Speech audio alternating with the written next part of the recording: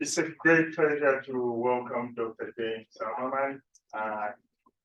Jim is not new to SoMAS. He was the director of Sea Grant here from 2008 to 2013. And he got his PhD from, again, I like this game. Some little school, I don't quite remember called the script. That's where he got his PhD. He specializes on microbiology. He's worked a lot on hypoxia issues.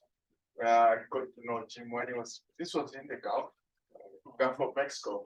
That's when I started seeing a lot of these papers, and I've learned a lot. So one of my PhD students did a microbial loop to try to model that based on people who have worked on microbiology. So today is so special because Jim wants to talk about the Long Island Sound Study. He's going to tell you what the hell is the Long Island Sound Study. And the big thing is there's a lot of science here in our own backyard, and we need to pay attention. The hypoxia issue it's been a long-term issue. We've tried a lot, we've worked a lot on it. There's some progress, but there are a lot more challenges to come, and Jim will be able to tell us about it. So let's give us thanks for him.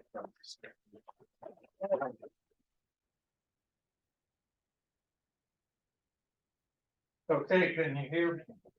Yeah. Okay, I always come on. Why is it from this one? Yeah, no. Yeah, Is it coming through this video? Yes. yeah, I always complain about not being able to hear, so it's, I think that's the last thing I want, people not to be able to hear themselves, so. Kamazima and I are gonna do a tag team today, so I'm gonna do a longer talk, and then Kamazima's gonna zero in on some specific funding issues. And then we'll take questions afterwards. But if there's something that needs clarification during my talk, please interrupt. So as it says here, and I will wander around. So I'm the science coordinator for the Long Island Sound Study. Long Island Sound Study is the National Estuary Program, the EPA National Estuary Program for Long Island Sound. And I actually officially work for NEIWPCC, which probably most of you have never heard of. That stands for New England Interstate Water Pollution Control Commission. But they don't use the full name anymore, they just use the acronym. It's an interstate organization for water quality and water management. Includes all of New England states plus New York. It's 75 years old.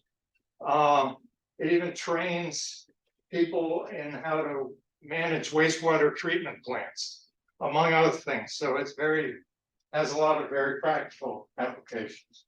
But I go to their headquarters in Lowell, Massachusetts at most once a year. So let's go ahead here.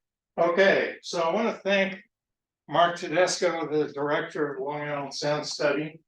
And I'll have something to say about this name. People find it confusing because we do study things, but we're not a research organization. We're a National Estuary Program. So that's likely to change.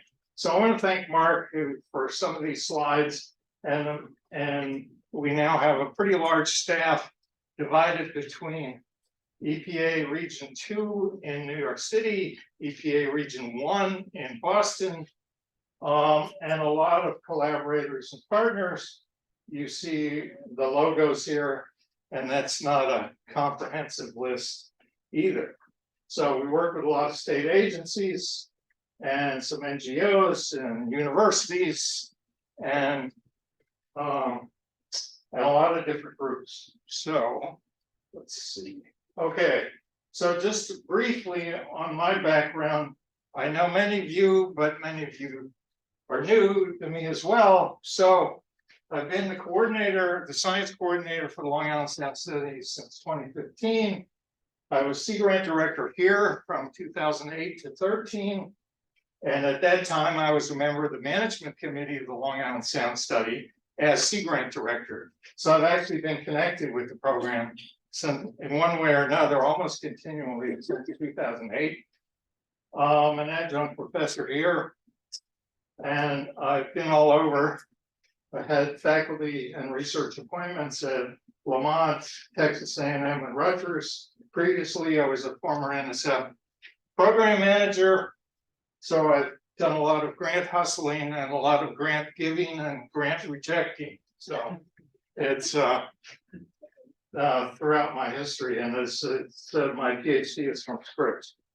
So, okay, so this is the outline, and I've tried to make the text large and limit the figures, but for that reason, I may be moving through the slides fairly quickly. I'm going to talk first. Most of this talk is going to be a science talk. And I'm going to talk mostly about water quality, eutrophication, and hypoxia, which has been the driving issue in Long Island Sound since the inception of the program.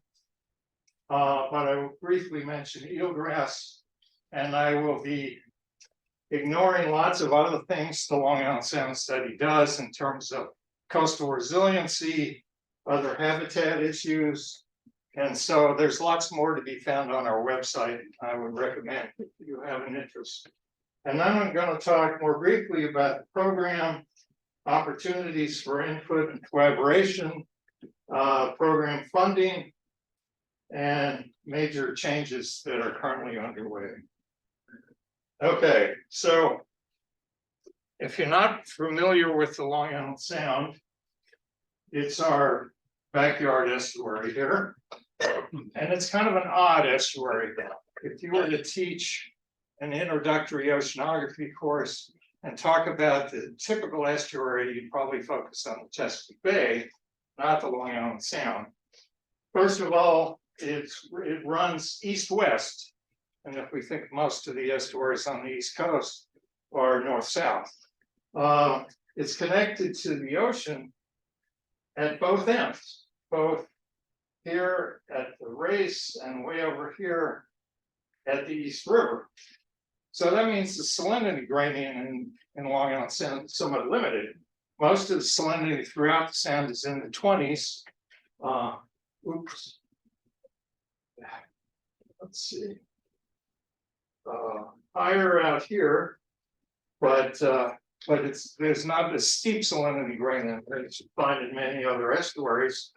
It's also kind of a division between the Gulf of Maine and the Mid-Atlantic down here. And it's the urban estuary. There's 23 million people within 50 miles of Long Island Sound, and about 9 million people within the watershed. And the watershed goes all the way up to Canada. So much of New York City is not in the watershed. That's why the numbers are different. But of course, New York City is within 50 miles. So that's where you get these 23 million people. So it's a somewhat unusual estuary. Okay, the major challenge with the Long Island Sound has always been eutrophication and hypoxia.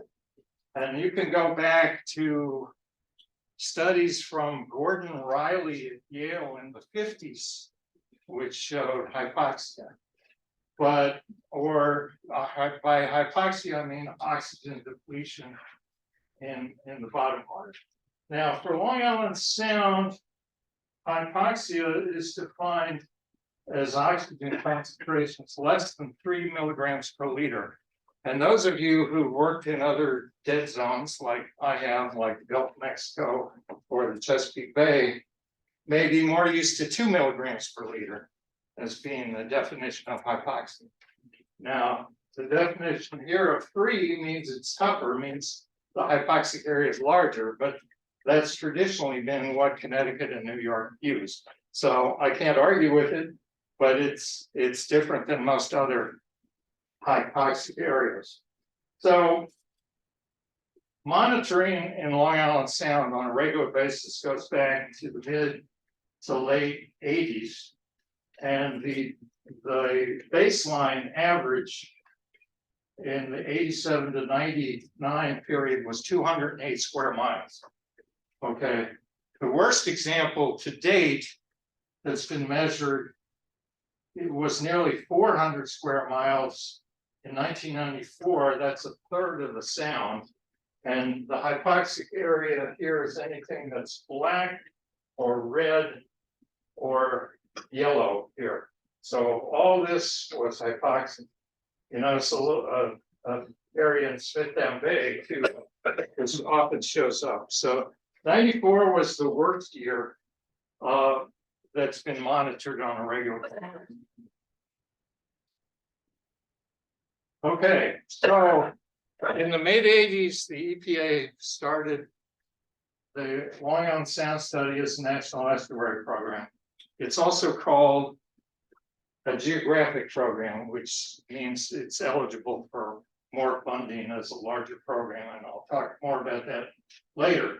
And the other important step at that time was to start a water quality monitoring program, which involved Stony Brook early on. But since that time, most of the main sound monitoring has been done by the Connecticut Department of Energy and Environmental Protection, or Connecticut DEP. The second important thing was they agreed on a TMDL, or a total maximum daily load, and that was agreed to by EPA, New York, and Connecticut in the year 2000. This is the title page of that agreement. So that was almost 23 years ago. So the TMDL in the year 2000 specified the following reductions in nitrogen in Long Island Sound. Primary one being in-basin wastewater treatment plants, and that was supposed to be reduced by 60%. There was a number of others: non-point source, upper basin wastewater treatment plant, upper basin non-point source, atmospheric deposition, and then alternatives to reductions such as bioextraction, which by shellfish or seaweed, which removes the nitrogen after it's already in the sound. So this is what the TMDL called for. Okay, so as I said, about a 60% reduction. Since that time, you, the taxpayer, has invested $2.5 billion to reduce this, so that we're now discharging 49 million fewer pounds of nitrogen per year compared to the early period. And this is the 60% reduction called for in the TMDL. It was met about 2016 for the first time, and has continued to be met. This is the target, but you see it took 16 years from the time of the TMDL to actually meet the target. And I should point out the major reduction in nitrogen from the treatment plants didn't occur till about 2009 or 10, shown here.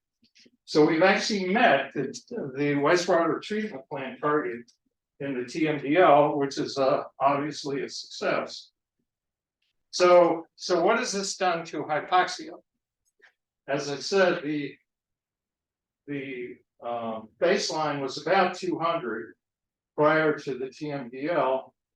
This is the hypoxic area over time up through 2022, and it's also been reduced by about 60%. The 5-year rolling average, 2018 to 22, was 87 square miles, and compare that to 400, the worst year in 94. So again, that's success, although there's some odd years. There's a lot of variability. It depends on the flow, depends on the precipitation, depends on the temperature, etc. And so in this past summer, in 2023, the hypoxic area was 137 square miles. So it actually bumped up a little. it was the largest area since 2021. And as you recall, we had a very warm and wet summer, which may have been responsible for some of that. So again, the hypoxic area is the red and the yellow or the orange here. So, but nonetheless, we've made some major improvements. So in 2021, Whitney and Vlahos from the University of Connecticut published a paper that connected the decline in the hypoxic area to the decline in nitrogen load. And they showed a graph shown here, which showed roughly averaging every decade, so that in 94, the hypoxic area was this blue area. In 04, it was the red, and more recently in 2015, it was green. Now this is averaging, and you saw how variable it is from year to year, but the trend is it's shrinking every decade since 94. So this is actually made to local press. This is from Newsday, and they had both a news article here and an editorial. And I like this quote here from the editorial: "This achievement resulted from nearly 3 decades of work, oodles of cash." This was directly from the opinion piece. "Adherence to science," also important, "and relentless focus by government at all levels, buoyed by public support." So it's nice to see an acknowledgement in the media of the success of the program. However, there's some caveats to this. Long Island Sound is one of the few estuaries that actually has successfully reduced hypoxia. Hypoxia is a problem worldwide, particularly in coastal and estuarine regions. It's increasing, not declining. And most places it's just getting worse. But in Long Island Sound, the major advantage is that most of our nitrogen loading is from regulated point sources. So that means government can tell New York City to put in nitrogen removal controls on some of their wastewater treatment plants, and that's what costs $2.5 billion. And that's why we've had success.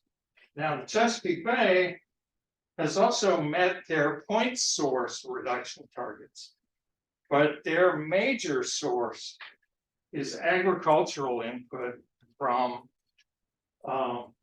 Pennsylvania, actually. And likewise, I've worked in the Chesapeake, and I've also worked in the dead zone of the Gulf of Mexico, and their nitrogen is coming from Iowa and Illinois, the Corn Belt. And so, whereas point sources are regulated and permitted by EPA, non-point agricultural sources are not. Therefore, systems that are dominated by those kinds of inputs have not improved their hypoxic area. So, and even our success in Long Island Sound could be gradually undone by climate change. Seawater holds less oxygen at higher temperatures. So as the temperature goes up, the oxygen content goes down. And so we're losing all the time. Unless we further reduce nitrogen, we're going to lose what we've covered over time. And so further Long Island Sound nitrogen reductions from both point and non-point sources will be more difficult, and what I'm going to talk about next. So you've heard the good news. Now here's the less good news. So Long Island Sound still has issues. We still have open water hypoxia. It's less severe, but we also have other eutrophication impairments. We have harmful algal, both on the beach and blooms in the water. We have reduced seagrass area.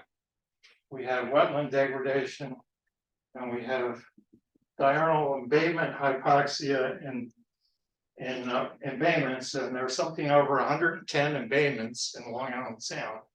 And they can cause fish kills, are the most dramatic evidence of those, because what happens is the oxygen goes way up in the daytime in the embayment during photosynthesis and goes way down, sometimes to zero at night due to respiration. So where do we go from here? Okay, so EPA in 2015 developed a nitrogen reduction strategy, and we will continue to look at large direct discharging wastewater treatment facilities down at the bottom here, like New York City plants. There are only four major New York plants that actually have nitrogen removal. Some of the biggest ones do not, although they're mostly located further away. But we're also going to focus on coastal watersheds that drain to embayments and major tributaries, of which the major tributary in Long Island Sound is the Connecticut River, which again is odd because it comes out almost at the mouth of Long Island Sound. So here we've achieved the TMDL for in-basin wastewater treatment plants, but we have all these other reductions from the TMDL that we have not met. And in 2015, EPA sent a letter to state commissioners to aggressively continue progress on nitrogen reduction in parallel with continued implementation of the TMDL to achieve water quality standards. Now, I'll point out, this is all based on the old TMDL that's 23 years old. We don't have any new TMDLs. I'm not sure the politics would permit one at this point. So it's, we have a lot of continuing things, nitrogen reductions to achieve, but at this point, we're mostly working with a 23-year-old TMDL. Okay, so there's lots of activity going on at the moment related to this. I'm just going to highlight a few of them. How they all fit together still remains to be seen. So the EPA nitrogen strategy, the consulting firm Tetra Tech has developed a series of nitrogen concentration reports and a dashboard for all the embayments around Long Island Sound that have data. I'll show you some of that in a minute. The individual states have, on Long Island, there's a nitrogen action plan or lineup. Connecticut Deep has its second generation nitrogen reduction strategy. There's increased tributary and embayment monitoring and modeling, both by USGS and something called the Unified Water Study through Save the Sound, which I'll mention in a minute. And then EPA, with the collaboration of New York City Department of Environmental Protection, has authorized development of an integrated system-wide model, which is being done by the firm HDR. So the specific examples of these, here's the Tetra Tech dashboard, and what it shows is embayments around the sound and the various nitrogen loads and targets for all these embayments. Now it's based on existing data, and for many of these embayments, that's pretty limited. So what they did was use collective data from a number of embayments where there was not much data available. Hopefully this will be updated as more data comes in. This should be on our website as an interactive dashboard in the next few months. It's not currently publicly available, but it's supposed to be pretty soon, I understand. So, okay. Many of you are probably familiar with the Suffolk County Sub-Watersheds Plan. That's part of LINAF.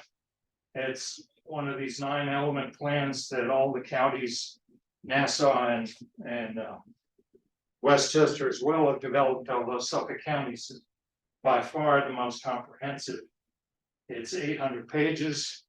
They You know, they looked at every watershed and set reduction targets for all of them.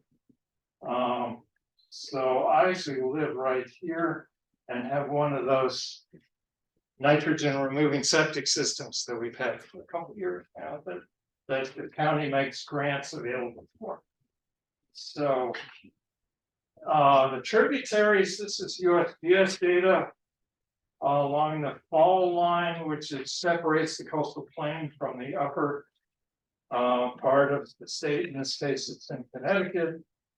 And you see the reduction in nitrogen, total nitrogen loading over time, 1980 to about the present. Varies greatly year to year in blue, smoothed out in red. And so again, this is mostly due to the decrease in atmospheric nitrogen deposition due to the Clean Air Act. And so that has improved. Okay, recently we started something called the Unified Water Study. We support Save the Sound, a local NGO, to coordinate the Unified Water Study. And they've been doing this for about 5 years now. And these are all the embayments that are monitored. It's 40, they're currently monitoring 47 of the embayments in Long Island Sound for a number of parameters. Most of them are monitored for called tier 1, which are simple parameters: oxygen, clarity, temperature, salinity, chlorophyll, etc. But some of them, about 10 or 15, I guess, include nutrient monitoring as well as continuous oxygen. And the Unified Water Study, they've done a very good job. They use the same protocols and the same equipment for every group, and they've coordinated it. And so the data is reliable, and they've also developed actually a database to put it all together. So this, going forward, this should become a useful resource.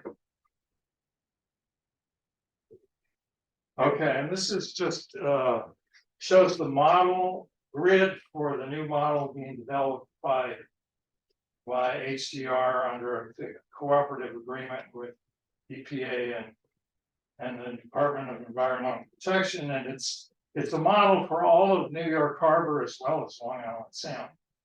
And this is just comparing the grid to the previous model grid, which you can see has much lower resolution. So that's just a capsule summary of some of the current activity. You see there's a lot of different things going on. But we still got to further refine our nitrogen reduction targets going forward. Hopefully this model and some of the others should be useful for that. But it will be a challenge. So I want to mention briefly eelgrass in the science section here. Since eelgrass acreage is something that the program is focused on, we're supposed to be, based on our ecosystem target, we're supposed to be doubling it, increasing it by 2,000 acres, but in fact, we're losing it. We've actually recently developed a Long Island Sound eelgrass management and restoration strategy, which you can find on our website along with the story map. And the new Connecticut National Estuary Research Reserve at UConn is leading a Long Island Sound wide effort called the Eelgrass Collaborative. And so EPA is actually focusing on eelgrass.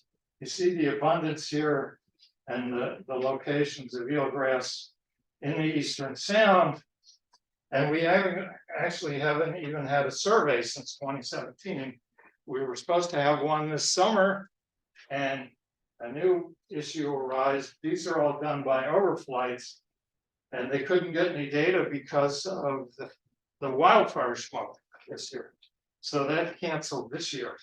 But meanwhile, we have people working with EPA Region 1 looking at both satellite and drone methods for censusing eelgrass. So hopefully some of those will move forward. Okay, now I'm going to talk about the Long Island Sound Study Program itself. This includes discussion of money, so perk up your ears. So you may be familiar with some of our documents. This book, now almost 10 years old. Larry Swanson was one of the editors. It's a synthesis of, and I was at Sea Grant at the time, and it was really painful getting this book out, but it finally happened. The 2015 CCMP, this is our Comprehensive Conservation and Management Plan, something required for all National Estuary Program. I had the pleasure of not being involved with the program when this was developed. So now I can complain about it since we're rewriting.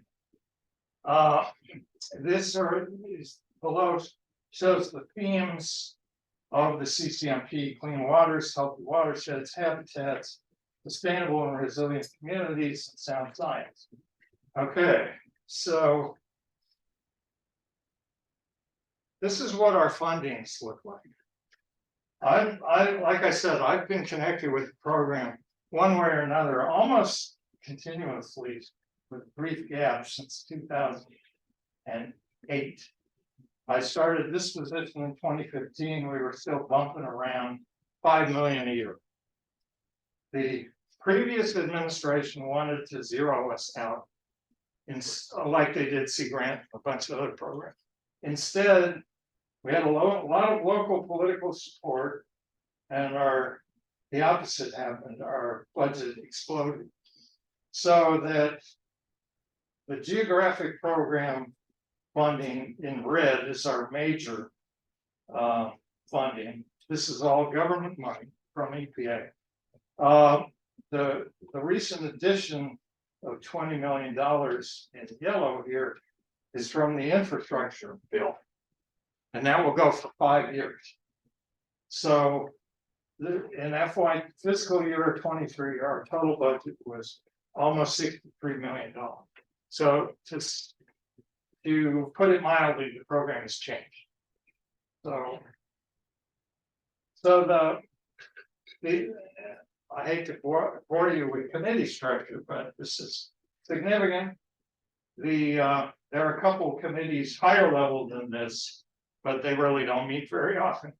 So the real work starts at the management committee, and within this we have the Science and Technical Advisory Committee. I don't know why that says community, but it's of which Kamazima is the New York co-chair, and I am the coordinator, basically. So I do the grunt work for organizing.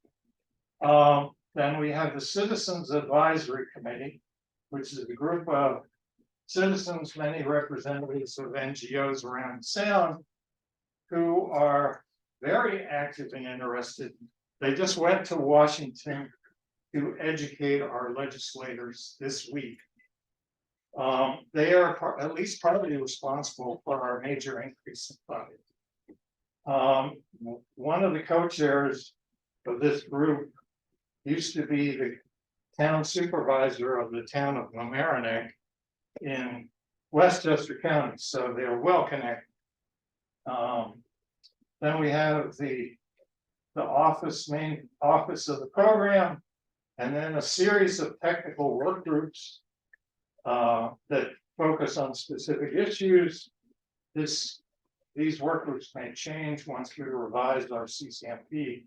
I've underlined water quality monitoring because I chair that work group. So I just want to show the members of the Science and Technical Advisory Committee, or the STAC. I mentioned Kamazima's co-chair for New York. I don't know if you can see in red, Darcy, Brad, Nils, Laura, and Bob are members of the STAC, and then the water quality monitoring group, which I chair.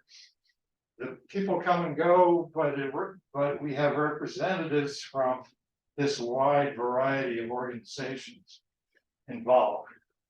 So, and we oversee all the monitoring programs. So I want to talk about funding opportunities, since I know you're interested in that, and Kavazim is going to go into detail a little later. The research program, we release an RFP in even years. It's administered by Connecticut and New York Sea Grant, 2-year research grants for projects with important management implications. That's the kicker. $6 million was available in 2022 with a maximum grant of $1 million. The Futures Fund, these are annual implementation grants to community groups and others administered by the National Fish and Wildlife Foundation. $10 million was available in 2023. And then established partnerships, various partners who serve our needs for long-time efforts, such as the Coastal Observing System out of the University of Connecticut, etc. A few more details for the research program. The next RFP will come out next spring. The process for review is like Sea Grant's process with pre and full proposals. And I want to emphasize the purpose is to support actionable research that produces and integrates information which identifies gaps in our understanding and ability of managers to make informed decisions. So the connection is, it's got to be a direct connection to management. We even asked for end users for the research at the end, but also, the goal is, this is similar to that of the National Estuary Research Science Collaborative, if you're at all familiar with that. In practice, it's been very challenging to get the proposals we want. It's not an easy thing to do, particularly for the proposers. So, in fact, in 2022, we supported 9 projects, but we didn't use all the money available, which is the first time I've seen that, and that was unusual. Most of the awards are to academics, including CUNY, Stony Brook, UConn, and others. UConn has been the most successful. And many awards are no cost extended for a 3rd year. They're only 2-year awards, but it's almost routine to make it no cost extension. So it's important upcoming dates next spring for both the research program and Futures Fund. And academics can apply to the Futures Fund too. It's not a research program, but there are aspects of it that can be research related.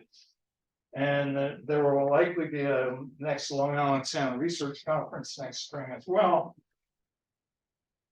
And on top of all this, we're currently totally rewriting our comprehensive conservation management plan. It's supposed to be completed by early 2025.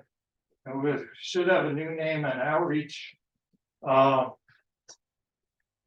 I said before, Long Island Sound Study confuses people. Most estuary programs are program for or the partnership for. I thought we should have a program called the Partnership for a Sound Long Island Sound, but people think that's a little too clever.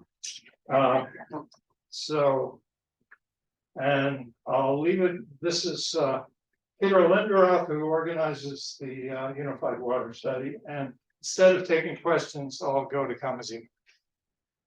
Thank you, Jim.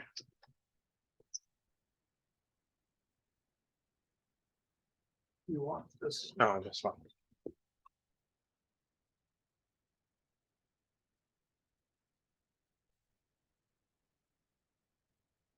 You right?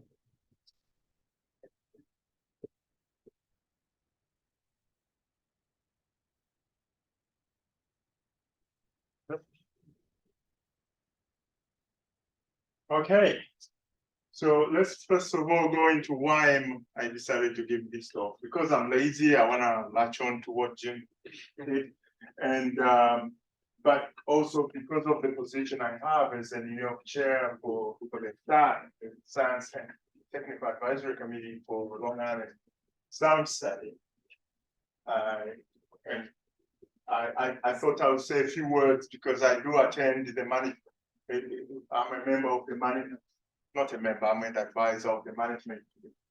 And that decides on the policy and the funding of this.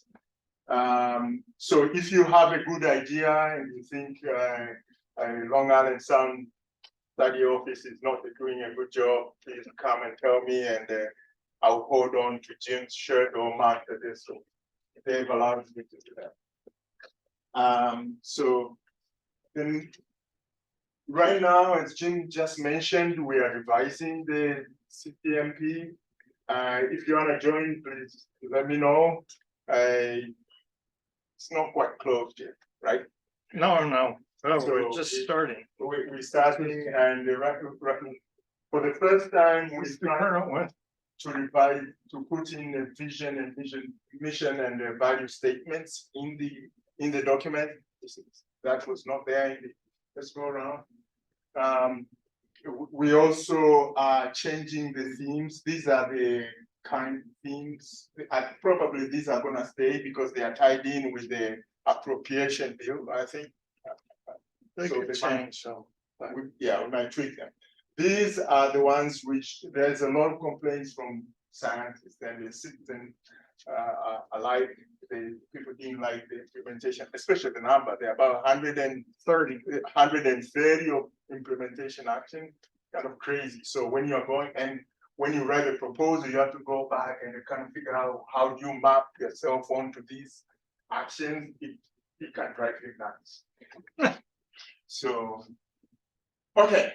So, but my alternative title for today, for the next 5 minutes, is who is eating your lunch? I want to tell you who is eating your lunch. And New York, this is for New York researchers. And the hypothesis I have there, most of the grant money goes to Connecticut and we are left without anything. And we blame it on Jim, we blame it on Becky, the director of Sea Grant in New York, Sea Grant. We blame it on Sylvain, the director of Connecticut Sea Grant. And I'm here to tell you that's totally true. So, but let's see what kind of what is going on. That's the number of proposals funded between 2013, this is almost 10 years, 2013 to 2023, right? And Yukon was funded 16 times. And Connecticut, the rest, the total for Connecticut was 17. Stony Brook was funded 4 times. Either Yukon is much smarter, 4 times smarter than we are, or definitely Sea Grant is very unfair. But actually the answer is here. You can't read this, and I have to squeeze everybody in, I'm afraid. So this is Yukon. The pre-proposals, because you have to write pre-proposals for these grants. And for this period, Yukon sent in 80 proposals. Stony Brook sent in less than half that, 39. That's where the unfair game starts. So I don't know who we should blame, Sea Grant or ourselves. I think we need to look inward and kind of figure out what is wrong. Why are we not writing 80 proposals, right? Because we are I think we are much bigger than the group you got, right? So there are also other reasons. We have the offshore wind. We can go to other sources, right? And we don't need to go to these 2-year projects. They are too small for us. But I don't think that's quite the truth. You really think about it. We need to think hard about this and try and reverse it. I would like to see that we reverse this trend. It can't go on like this. So let's go to the percentage. That was, if we even things out, let's say we have other sources, right? And let's see how successful the proposal, the few proposals we write, how do they get funded? That's the next step. So if you go for Yukon, from pre-proposals to being invited to write a full proposal is 40%. Stonebrook, 31%. I'll give you the 0.2 for free. So 4 proposals to fund it, 50% for Yukon, 33%, 1/3 for Stonebrook. Pre-proposal to full funded, 20% for Yukon and 10%. So they beat us in numbers.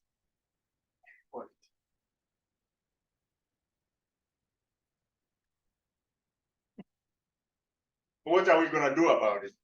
We can keep complaining. That's easy, right? But I think one, we need to write more pre-proposals and the better ones. How do we write better ones?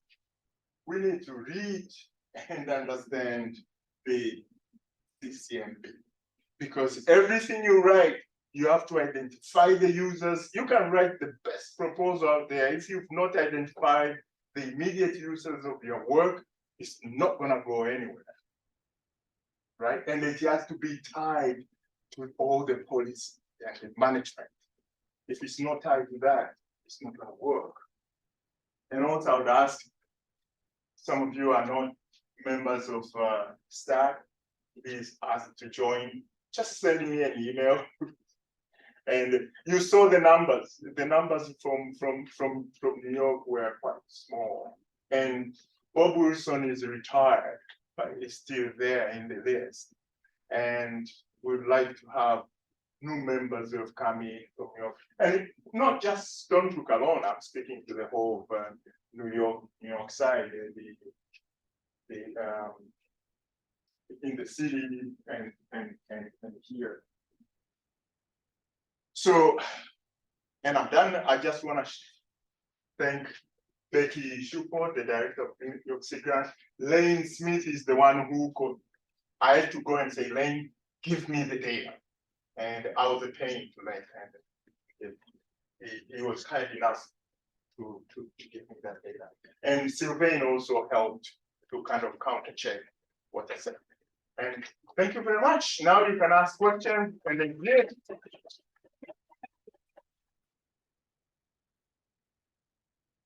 Dean is going to answer all the questions. Right, the dean has the first question.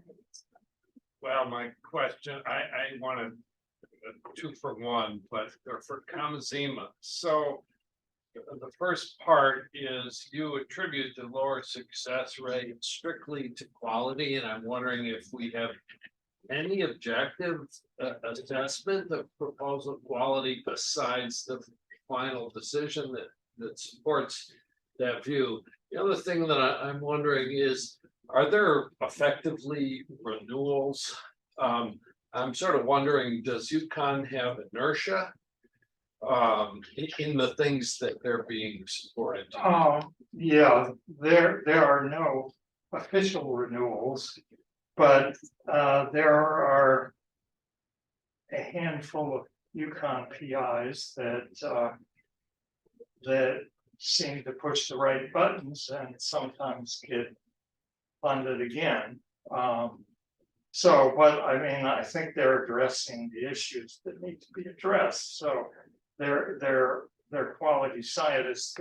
They're not just getting it because they're well connected, but they are. There is a group there that has had some repeated funding where I don't quite see the same group here. So And I have also, a follow-up question on. can I finish The the first part? part was- One, the first part was in Forward. terms of quality. One, all these proposals come in one basket. That basket is a shared between New York Sea Grant and Connecticut Sea Grant. And they fund them out to reviewers, neutral reviewers all over the country. Right? So I'm assuming that will be a fair game when you are being reviewed nationwide, it's not local.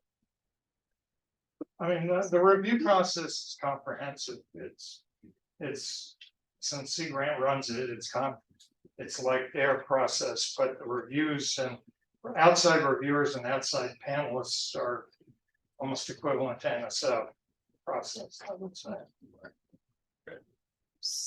So maybe as a kind of a follow-up comment, you can speak to the review criteria, because if I remember correctly, there's questions on science, but there's also this criterion where it talks about like the researcher's previous work and qualifications, which tends to kind of shift the balance towards researchers that have worked in this topic before, that maybe have a long track record of working in Long Island Sound versus newer people, where the reviewer has to say, well, these people haven't worked in Long Island Sound before.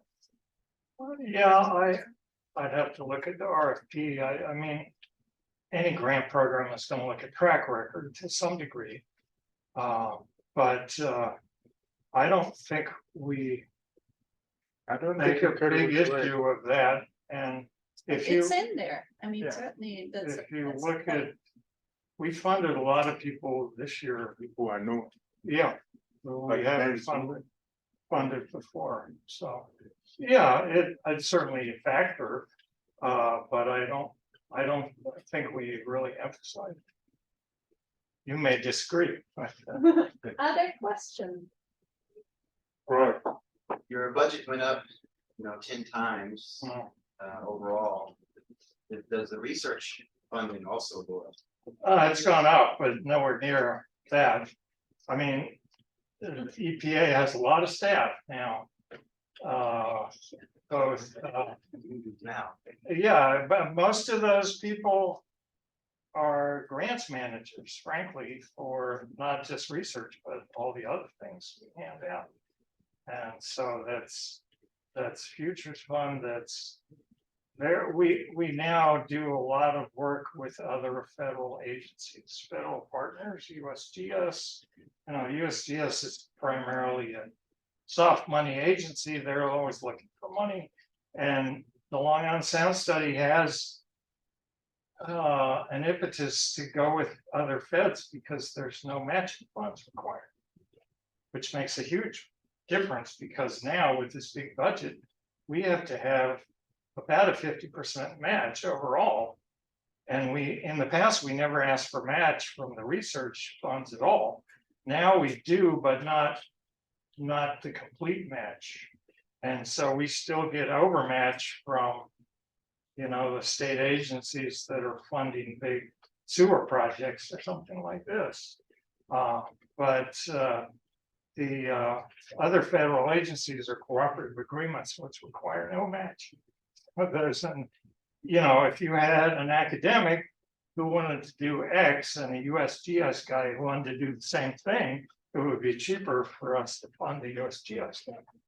Now, we've also upped the Futures Fund more. Now, part of that is because the Futures Fund really appeals to on-the-ground implementation. And that's what the CAC, the Citizens Advisory Council, likes to see. It's also what Congress likes to see, frankly. They want to see those implementation projects on the ground. They don't quite understand research. And so the Futures Fund has gone up more than the research. Research has gone up, but as I said, this year for summer, or this past round, for some reason, we had fewer overall proposals. And we had more money, but we didn't even use it all. And that was odd to me.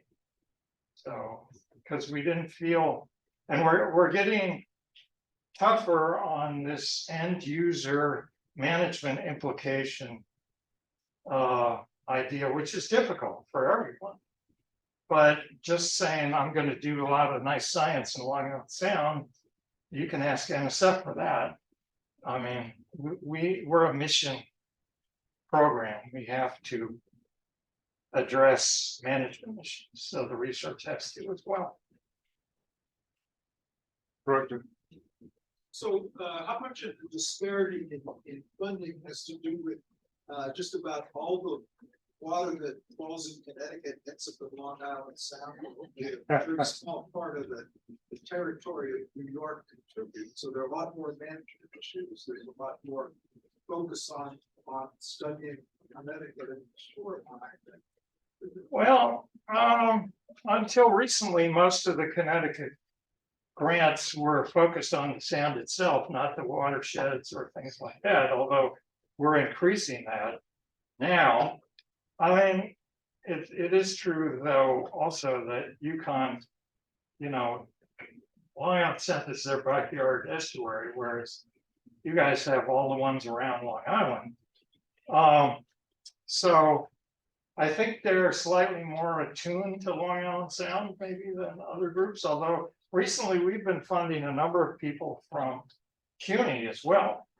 So it's And Roger, you can write a proposal to study Connecticut, it doesn't stop you. I was gonna also add that while some of the discussion is focused on this grant, a lot of money comes through other agencies, and we've got, I've got Long Island Sound study funds, but they've been proposed by the Connecticut team. So I guess those kind of Connecticut funds rather than New York funding. So that the given the way, like you said, there are lots of agencies that work together. It seems a little difficult to put all of the some of the funding difficulties on Sea Grant, because there are a lot of other. well, a Sea Grant is just our review.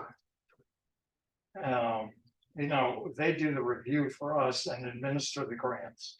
So, and they do it identically to the way basically they do their own research grants. So, you know, the review team for both the pre-proposals and the full proposals includes people from both Sea Grant, people from the Long Island Sound Study, and outside experts. Although it's sometimes hard to get people who are expert on everything in the pre-proposals. It's not really possible, but we do also, at least on the full proposal, get outside individual reviews on those as well. By people, by experts. Other, sorry. Shane. I have two questions. The first question is the lowest oxygen concentration in the western side of the Long Island Sound related to the location of the wastewater treatment? Yes. It's just New York City. Yeah. Yeah. Because New York City is such a huge city with so many wastewater treatment plants. So the nitrogen loading, you know, has dominated it and caused the hypoxia. It is also true that the physics of the East River and the Western Sound is rather constricted compared to the rest of the Sound. So, yeah. So the second question is related to this. So you said the success in the Long Island Sound may be outdone by climate change. Yeah. So have you estimated how much more nitrogen to be removed to overcome? If I don't have the data with me, but if you look up that paper, they did. The Whitney and Blahos paper in Environmental Science and Technology in 2021, they estimated how much was lost. It was already like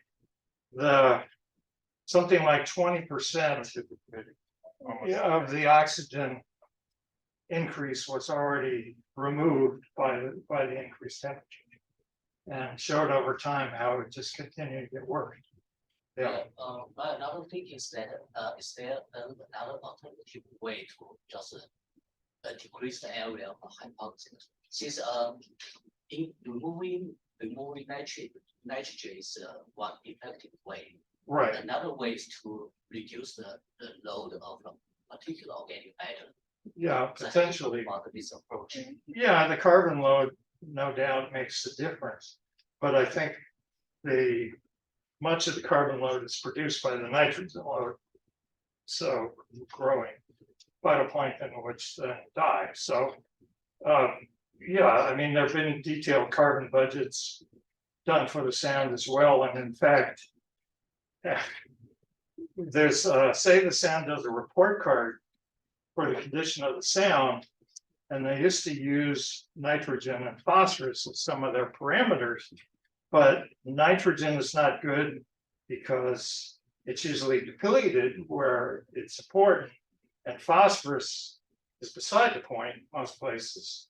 So what with a long series of discussions with Save the Sound, some of their science people, actually one of the major criteria for water quality and sound is now dissolved organic carbon, which indicates the production of carbon.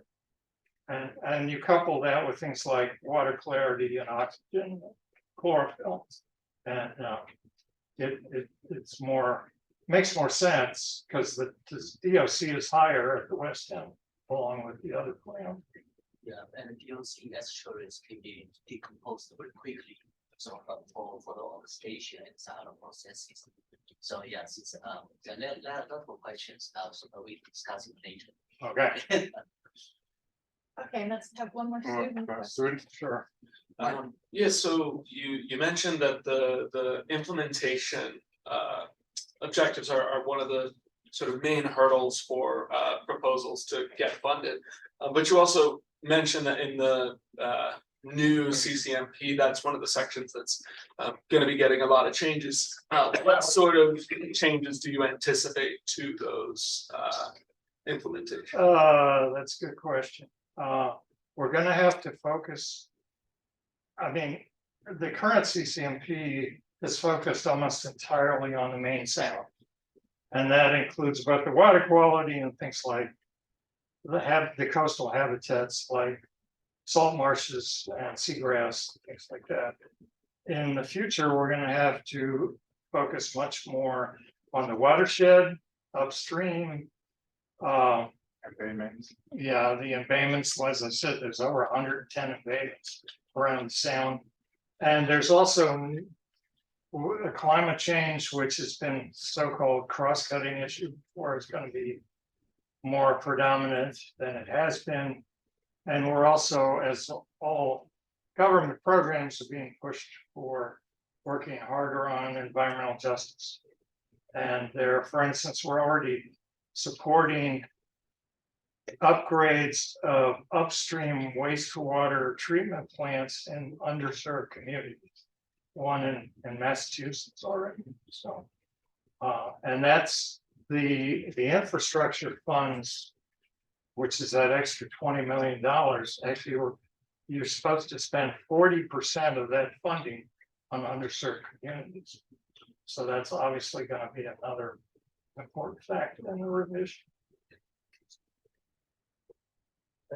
One last question, Yeah. sorry, in the map for hypoxia or EO concentrations both, there's sort of an area kind of north of Smithtown, I think, Yeah. that is really bigger and seems to be an outstanding outlier, so do you know why? There's it's there? a little gyre there that seems to be repeatedly hypoxic. And it may have improved somewhat over time with the overall improvement, but it may be the physics. There's probably someone The here. physics and geology, the tidal, it said it's zero tidal eddy. Just sits there, but not just that, that's not enough. If you run a model and just use that, you wouldn't be close to the answer. But there is also a contribution to the groundwater that gets in, so it's a combination of both. But the groundwater part, raw groundwater, it's almost unknown. It's not been quantified. Even with all the sub-watersheds plan and all that. Yes, it's not been quantified. Sounds like money. Yes, it does. Proposal number And one. up your alley. Okay, well, All thank right. you. Thank you.